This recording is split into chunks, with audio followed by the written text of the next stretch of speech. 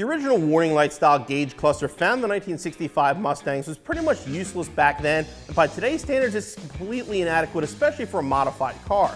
Now for years a common upgrade has been the GT or 66 style with the 5 gauges. Well, today we're going to take that upgrade one step further with a custom cluster from Intellitronix. This custom gauge cluster from Intellitronix is available 2 different ways. Now shown here is the analog version, which has original looking style analog gauges, but it's also available with full digital gauges. Now both the gauge sets are going to be electronic, which means it comes with a complete set of sending units. So you have a sending unit for your temperature, your oil, and your speedometer, which is also going to be now electric. Now again, you have the speedometer gauge, you have an oil pressure gauge, fuel gauge, you have a temperature gauge, and a voltage gauge. The speedometer is also custom programmable and will give you quarter-mile times, 0 to 60, as well as record top speed. Now, this will be a direct replacement for the factory bezel if you have a 65 GT or 66. If you have a 64.5 or 65 Mustang, you will need a bezel to go with this.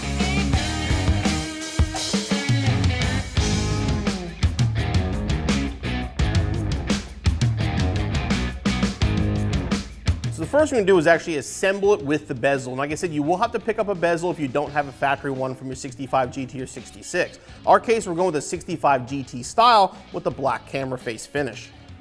Basically, all you're going to do is lay this face down and line this up and screw it in.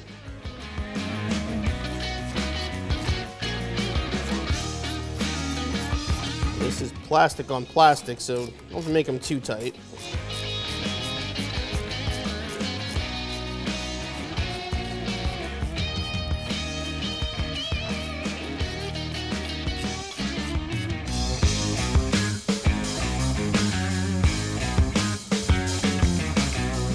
Now, Intellitronix provides the cluster and the sending unit. So in addition to the tools shown, you will need some basic wiring and some ring terminals. And in my case, I went with bullet connectors.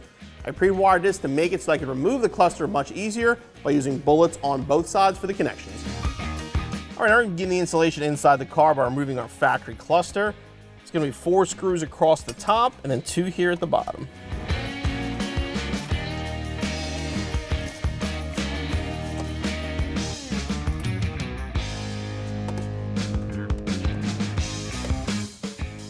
Let me start disconnecting everything.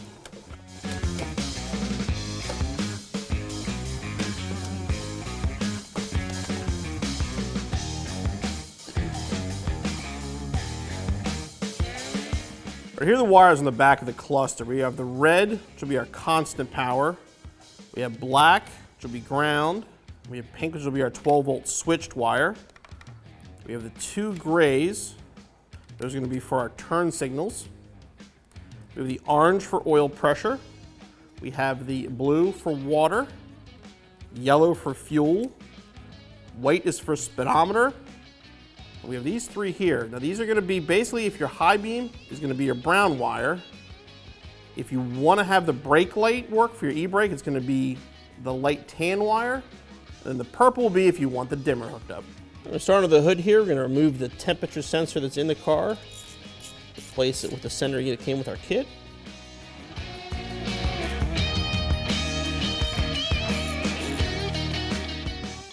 There's a little bit of coolant here, won't be too much though.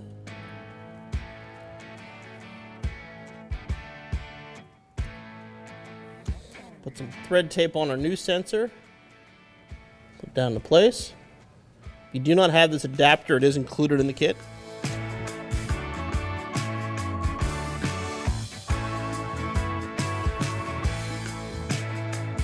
We're working the oil sending unit. Disconnect wire that's down here. I'll remove the factory sensor.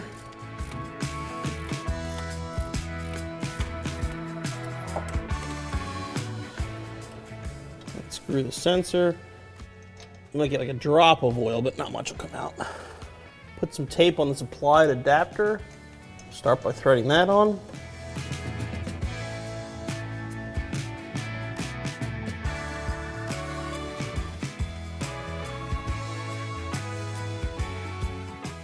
Now we can install the sensor.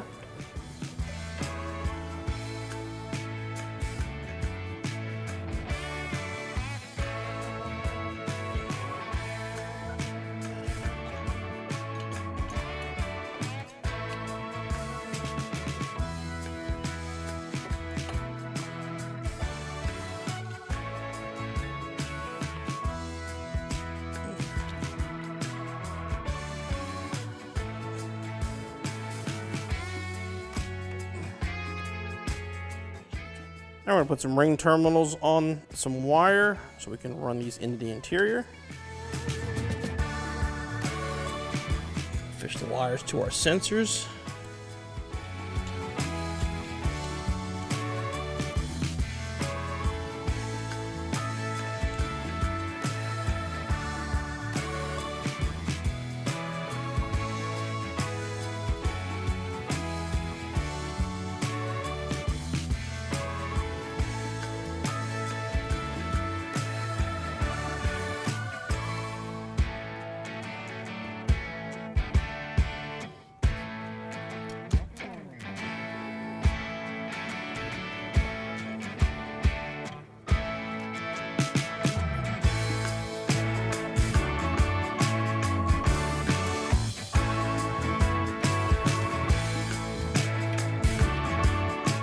Let's get our signal wires into the interior.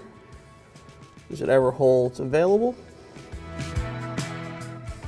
So we're gonna figure out what we need from this harness over here. We know these two are fuel, so we'll definitely need one of these for our fuel gauge.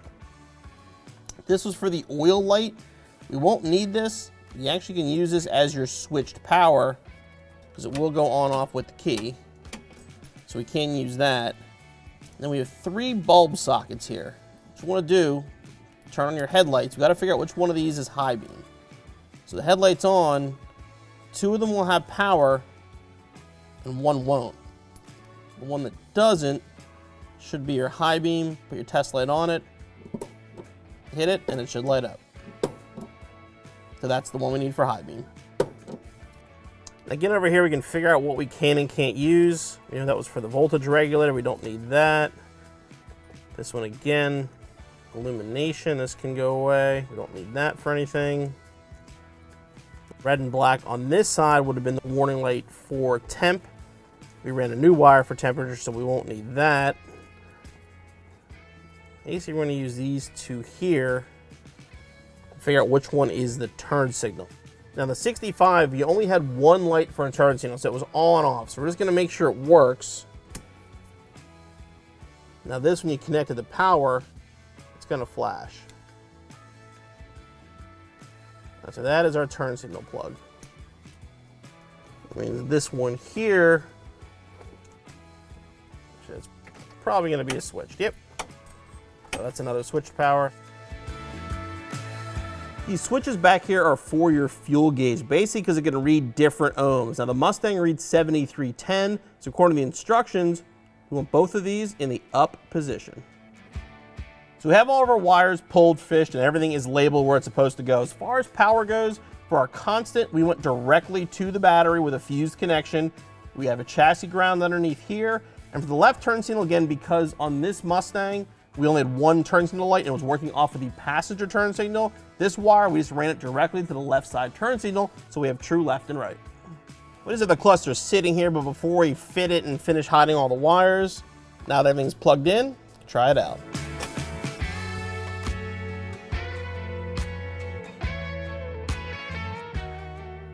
So now we'll just try everything.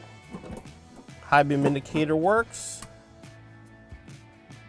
We got left turn. We got right turn. Now let's start her up.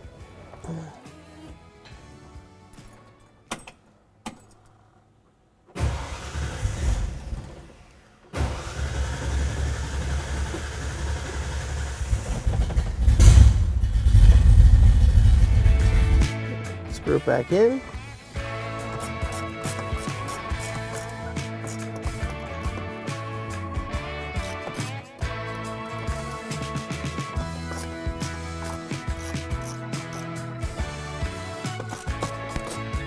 Okay, now we're underneath the car. We're going to hook up the sending unit for the electric speedometer. First thing we're going to do is disconnect the cable from the trans.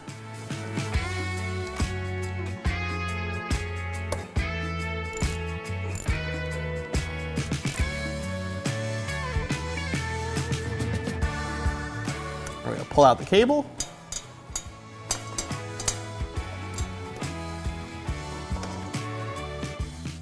We're going to pop the gear off.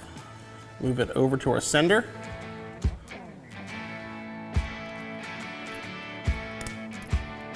As long as the gear is in complete complete and it's all there. Tooth doesn't really matter because you're going to program the speedometer. Just make sure it's connected right and the teeth are in good functioning condition. Now I'll put our new sender up into place.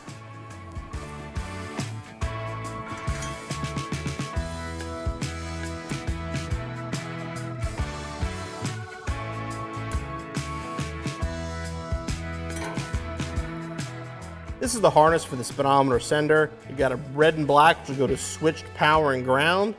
Then the white, it's gonna be the wire from up top. That sends signal to the speedometer. And we'll fish the plug up through here. And plug it in.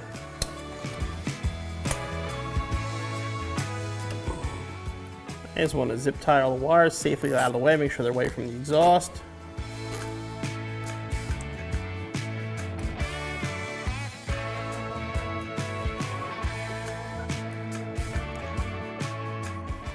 I'm going to go over some functions of the actual cluster, the speedometer. Tap the button once you get odometer, and that's our trip odometer. And then our normal odometer is showing 100 miles. We're going to fix that now, though. To go into the options, basically hold this down. You'll get high speed. If you want to try high speed, hit the button. 0 to 60, again, hit the button. Quarter mile, hit the button to start. And this is odometer, so we actually want to set our odometer here. So it's 50, 6, hit it again, 4, 5, 70, hold it again, and click up to 9. And that sets the odometer, and just stop hitting the button. Next, we'll go into calibration mode. Now it says calibration, it says 8,000. That's 8,000 pulses per mile. That's pretty much an industry standard, so it should be correct. If it's not, you can hold down calibration, drive a measured mile, and it'll adjust that way. But for most applications, unless you have some crazy big wheels or tires or gears, it should be set up automatically.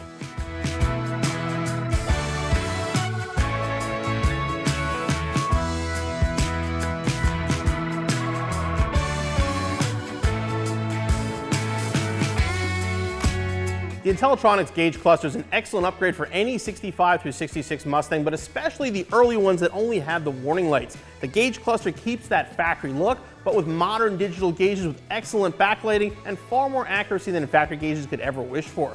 As far as installation goes, it is time consuming, there's a lot of wiring involved, but give yourself about 3 or 4 hours and be back on the road in no time.